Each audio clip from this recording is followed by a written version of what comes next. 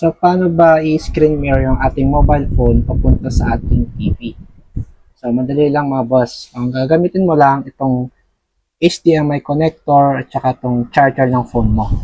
So, paano ba ang connection? Ganito lang mga boss. So, una mga boss, kunin mo itong cellphone charger mo na. Aalisin mo to, tatanggalin mo. And then, ito ang ikakabit mo dito. Okay? Sasundan nyo na lang mga boss. Okay? Ayan. Tapos, yung end nito, dalawa kasi yung end nito eh.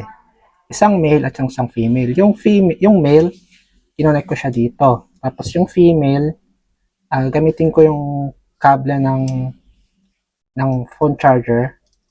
Dito ko siya gagamitin. So, ganito ang setup niya. So, ganito magiging setup niya mga boss. No? Dito yung male, dito naman yung female. As you can see, female yan. And then, ipa-plug natin ito sa ating outlet. Yan. Yan. Pag-plug natin yan, pa-plug naman natin ito sa likod ng ating TV. So, nag-create ako dito ng extension para hindi ako mahirapang connect. So, as you can see, yan, makikita mo na yung ganyan. Ganito yung magiging setup niya. When you encounter this glitch, gaya na nakikita nyo sa inyong TV, ganito lang gagawin mo. Unplug mo lang yung HDMI connector and then plug mo lang siya ulit. Just like that. And then, yung isang end, itong isang end, ko-connect naman natin siya dito sa ating mobile phone. So, makikita mo, charging siya. Pag-plug mo nitong Type-C sa inyong mobile phone, lalabas itong pop-up na to. So, ang gagawin mo is, i-click mo lang itong view. And, mapunta ka sa website nitong, kumbaga parang driver niya or app nitong, ano na to, connector na to. So, download mo lang siya. Yan. Download siya. So, ito na yon. Ang pangalan ng app is tong Screen. So, hintayin natin lang siya ma-download. So, pag na-download mo na siya guys, open lang natin. Ayan. Pakita ko lang sa inyo. So, click mo lang itong I acknowledge. Ayan. And then, install mo lang. So, do you want install the app? Install mo lang guys. So, lalabas ito, unsafe app block. So, punta ka lang sa more details. And then, install anyway. Ayan. And then, open mo lang. Ayan, virus app detected. So, na-detect siya as virus kasi nga guys, ang ano na to, ang app na to is nagre-record ng screen.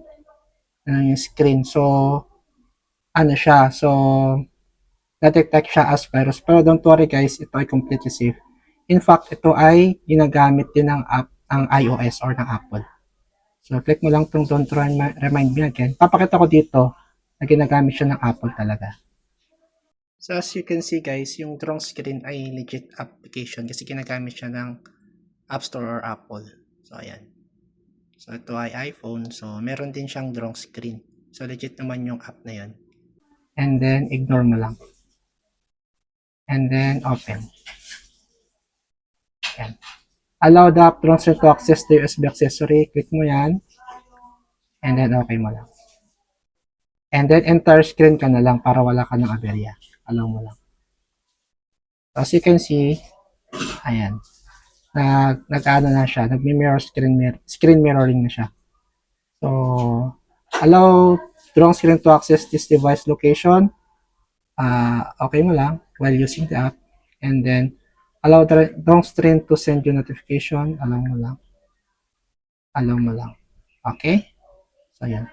So, i-on mo to kapag gusto mong makatipid ng battery kasi kusang magda-dark yung phone mo.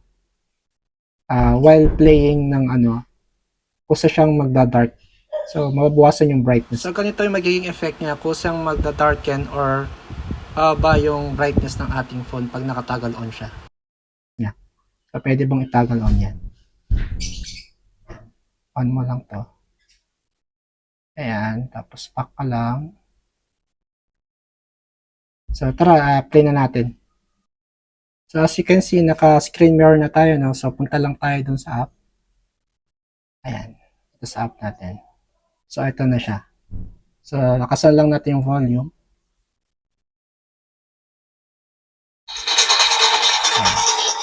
So, i-pair lang natin itong controller dito sa ating phone. And then, start tayo maglaro.